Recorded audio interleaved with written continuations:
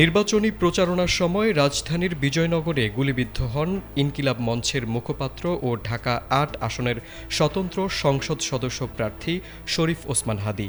গুলিবিদ্ধ হওয়ার পর তাকে আশঙ্কাজনক অবস্থায় ঢাকা মেডিকেল কলেজ হাসপাতালের লাইফ সাপোর্টে রাখা হয়। পরবর্তীতে তাকে রাজধানীর এভার কেয়ার হাসপাতালে পাঠানো হয়, যেখানে তিনি চিকিৎসকদের নিবিড় পর্যবেক্ষণে রয়েছেন।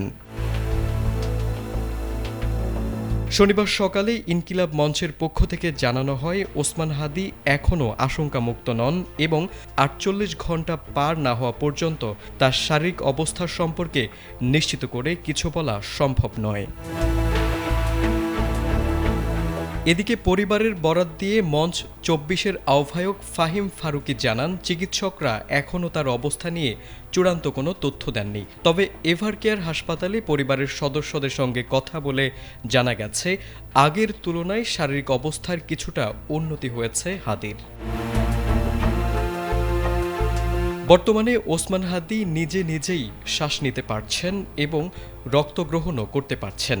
তবে উন্নত চিকিৎসার জন্য তাকে দ্রুত বিদেশে নেওয়ার আহ্বান জানিয়েছে তার পরিবার। তারেক আজিজ, এটিএন বাংলা।